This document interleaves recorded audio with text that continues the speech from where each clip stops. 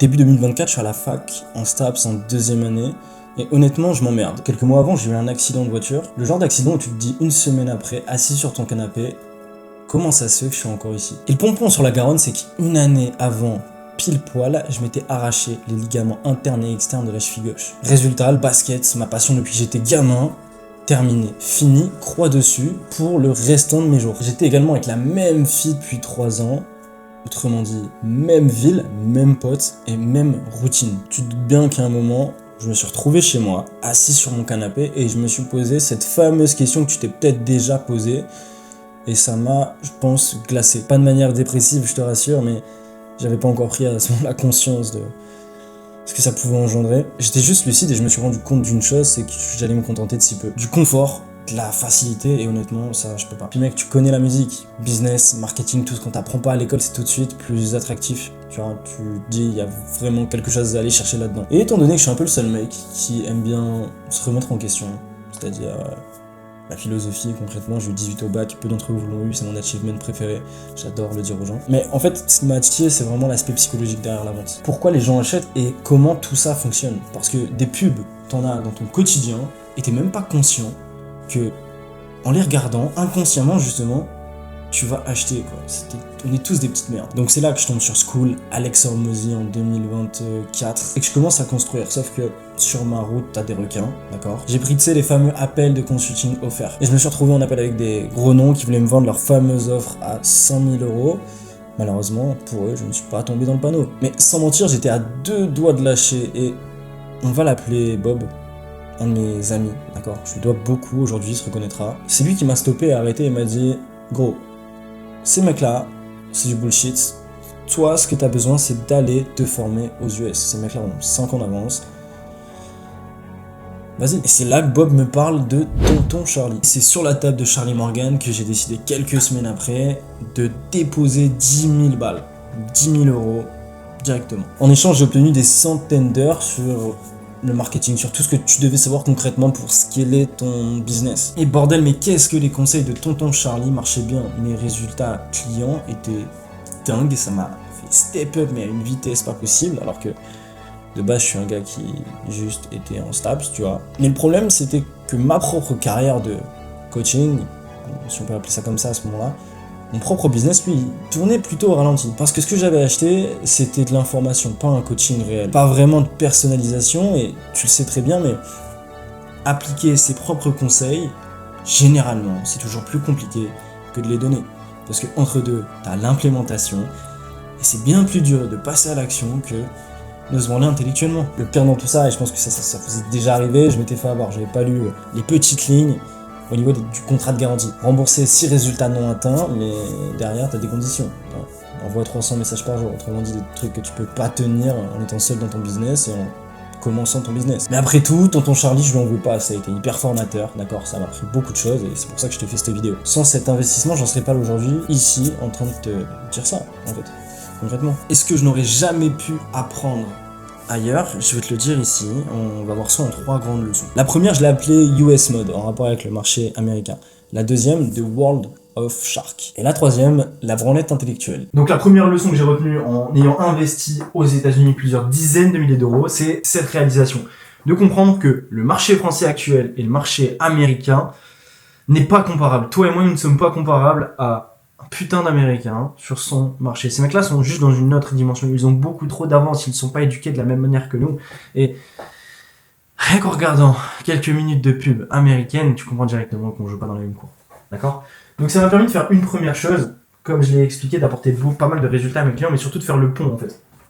Donc, de faire un pont entre les méthodes françaises, qui sont juste décadentes, et les méthodes américaines, qui sont juste fonctionnelles et adaptées à la consommation réel en fait. Parce que ce qu'il faut comprendre, c'est que certes, on pourrait se dire que les méthodes américaines sont bien plus avancées que les méthodes françaises, mais donc la conscience du marché n'est pas la même également.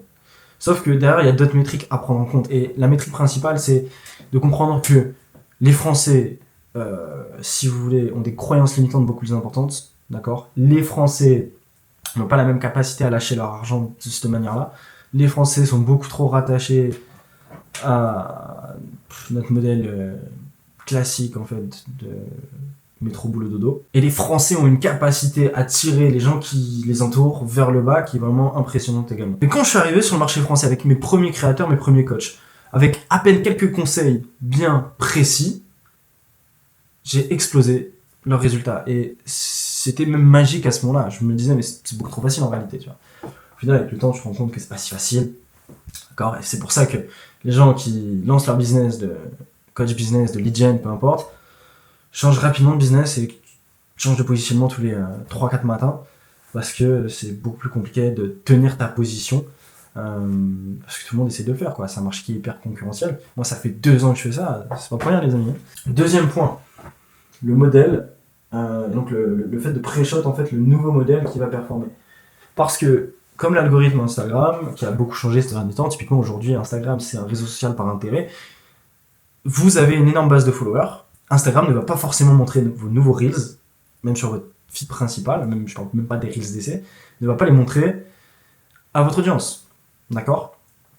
Aujourd'hui, tout change en fait très rapidement. Ce qui marchait très bien il y a quelques années ne fonctionne plus forcément aujourd'hui. Et c'est pour ça que se mettre à jour sur un marché qui est plus avancé, c'est juste évident. Je prends un exemple, le football, le basket, c'est des sports qui ont énormément évolué dans le temps. Tous les sports évoluent énormément dans le temps. Donc, si tu prends un joueur des années 80 et que tu le fous dans une équipe dans les années 2020, le jeu a tellement mais rien à voir que le gars serait paumé et donc ça n'a plus aucun intérêt. Et derrière, troisième point, c'est qu'au total, mon retour sur investissement, dans le fait d'avoir investi plus d'argent dans un marché différent, on ne parle même pas le même langage, m'a permis d'apporter plus de 1,3 million sur la saison 2025 à mes clients. Je parle pas 100% de profit, d'accord ? Évidemment, ce serait trop beau pour être vrai. Mais on parle de cash encaissé. Parce que cette data, elle en cache bien d'autres. Elle cache pas mal d'autres métriques qu'on a pu accumuler au fur et à mesure des mois dans toutes les niches. On a des gars dans la niche de la transformation physique, même de la beauté, de la séduction, d'accord ? Du coaching sportif très niché, comme de l'escalade, de la santé holistique. On a même des coachs qui sont en make money, qui aident les salariés à atteindre leurs premiers 5-10 000 euros par mois. Des coachs aussi beaucoup plus jeunes qui utilisent des plateformes comme TikTok Shop, d'accord, ou des créateurs qui essayent simplement de monétiser leur passion grâce à la monétisation TikTok. Donc on a littéralement tous les types de niches, qu'on pourrait appeler des niches beaucoup plus sophistiquées les unes que les autres, des niches qui sont plus récentes les unes que les autres. Mais au final, toute la data qu'on a accumulée, c'est ce qui nous permet d'apporter autant de résultats aujourd'hui. Et si tu regardes cette vidéo, tu regardes l'ensemble, tout ce qu'on a mis en place, tout ce que je fais, tout ce que je documente sur ma chaîne YouTube, je suis persuadé que dans les prochaines semaines, les prochains mois, les prochaines années, tu viendras toquer à ma porte pour qu'on bosse ensemble. D'accord ? Parce que tu ne peux pas consommer l'intégralité de ce contenu qui a des assets, des fonctions d'éducation, de valeur et de crédibilité sans jamais passer à l'action. Donc si tu veux mon aide, il n'y a pas d'appel de vente malheureusement. Mon modèle me permet de ne pas en prendre et de signer quand même des clients high ticket ultra premium. Mais à la place, tu peux m'envoyer le mot 303 dans mes DM sur Instagram et je reviendrai vers toi personnellement pour t'expliquer comment je peux t'aider dans les détails. Seulement après, on pourra voir si on peut potentiellement se rendre un appel qui peut être intéressant et déboucher sur quelque chose qui peut transformer et impacter ta carrière de coaching. Deuxième leçon que j'ai tirée de cet investissement-là et de mon expérience accumulée dans le temps, c'est qu'on est sur un putain de monde de requins. Vous devez comprendre quelque chose, mais c'est pas parce que quelqu'un vous donne des bonnes paroles que cette personne est forcément honnête. Il y a, je pense, 50% des gens sur Instagram qui mentent, surtout dans le make money, sur leurs résultats aujourd'hui. D'accord ? Et c'est marrant de dire ça, mais il y a des gens qui apparemment ont accompagné des centaines, 200, 300, 500 personnes. Et il y en a pour certains que c'est vrai. Mais vous leur faites encore confiance alors que ces mecs-là ont à peine quelques dizaines de témoignages clients. Et enfin, c'est pas les témoignages qui comptent. Les témoignages peuvent être littéralement bullshit. Et aujourd'hui, on le voit sur le marché. T'as des gars qui font des faux témoignages à 5-6 infopreneurs différents. C'est flagrant, franchement. Il y a encore des gens qui gobent ça et c'est terrifiant, mais je vous parlais pas des témoignages, je vous parle justement des success stories clients. D'accord ? Surtout que je vois beaucoup de monde aujourd'hui, c'est des gars qui arrivent à scaler leurs clients assez rapidement avec les bonnes méthodes, tu vois, et qui derrière ne les suivent pas, parce qu'en réalité, ils font ça à l'appel, et donc ces coachs au bout d'un moment-là n'ont plus réellement de structure, et c'est malheureux de dire ça, d'accord ? C'est pour ça que nous, aujourd'hui, on a un deuxième business dans lequel on prend des parts pour structurer réellement le business et l'amener dans une autre dimension. Et après, on a juste les mecs, comme les putains de requins que je vous ai cités en début de vidéo, qui essayent de te vendre leurs produits à étiquette, parce que forcément, toi, t'arrives sur le marché, tu connais pas grand monde, tu les trouves super smart, t'es intelligent, ces gars-là. T'es un peu dans l'euphorie du business. Et ce qui se passe, c'est que ces mecs-là, tu prends un appel avec eux parce que tu penses qu'ils vont te d'apporter de la valeur gratuite. Oui, c'est vrai, mais en réalité, leur valeur, elle est complètement bullshit, premièrement. Et deuxièmement, ce qui est terrible, c'est que moi, on a essayé de me vendre, deux mecs ont essayé de me vendre leur offre à 5000 euros, c'est censé être des experts dans leur domaine. Et ces gars-là, bordel, ils ont essayé de me vendre leurs produits alors que je n'avais même pas construit mon agence, j'avais même pas construit ma micro-entreprise. J'avais à peine commencé à créer du contenu sur YouTube, tu vois. Et c'est triste de dire ça, parce que je pourrais exactement faire la même chose aujourd'hui et récupérer de l'argent facilement à des gens qui viennent de commencer. Ce n'est pas ma cible. Donc, si quelqu'un essaie de vous vendre quelque chose alors que vous n'êtes pas sa cible initiale et qui n'a pas designé une offre qui est faite pour vous, vous comprenez pourquoi ces gens-là ont très peu de résultats clients. Et bizarrement, ces deux personnes-là, il y a eu des étapes dans ma carrière de coaching. Et ce qu'il faut comprendre, c'est que au bout d'un moment, tu arrives et tu connais des gens. Tu connais des gens. Je suis allé à Dubaï, j'ai parlé avec pas mal d'entrepreneurs, d'infopreneurs, et tu sais ce qu'il se trame, ce qu'il se passe dans les back-ends, tu vois, derrière le rideau. Et tu apprends que, putain, ce mec-là à qui tu parles, qui est en face de toi, s'est fait arnaquer par le gars que tu as failli payer, pardon. Et c'est là que tu te dis, putain, j'ai fait le bon choix. Et ça, c'est assez triste, d'accord? Et troisième leçon, la branlette intellectuelle. J'adore parler de ça parce que c'est complètement vrai. Pendant très longtemps, je me suis formé, surformé, et j'appliquais à peine 10% de ce que je connaissais. Et bizarrement, t'apprends, t'es dans l'euphorie, c'est cool. Et au bout d'un moment, t'arrives dans une phase où la motivation baisse. Et quand la motivation baisse, et que t'as pas les résultats escomptés, tu doutes. Et quand tu doutes, tu te refermes sur toi-même. Et quand tu te refermes sur toi-même, ce qui se passe, c'est que tu prends les mauvaises décisions. Et ce qui t'amène en fait à patauger, d'accord? À l'instant, vous avez vu, j'ai changé la caméra d'endroit pour filmer cette vidéo. Je suis reparti sur mon tableau, j'avais envie. Il se passe un peu un truc improbable juste à l'instant sur WhatsApp là avec un client. On a eu un premier setter, d'accord? On a pris un peu de temps à l'implémenter dans le business de mon client parce que on était dans une phase de restructuration. Et ce setter-là, quand on a voulu lancer avec lui, il a dit qu'il était déjà sur d'autres projets. Jusque-là, bon, tu peux dire c'est normal, c'est notre faute, on a été trop lent, typiquement. Ok. Et donc, 5-10 minutes après, j'ai retrouvé un autre setter. D'accord? Parce que c'est ça, le fait, comme je le disais dans la leçon numéro 2, quand tu connais du monde, c'est facile de trouver des membres d'équipe. D'accord? Maintenant, la question c'est, est-ce que tu les recrutes bien? Et est-ce que derrière, surtout, ils sont bien formés?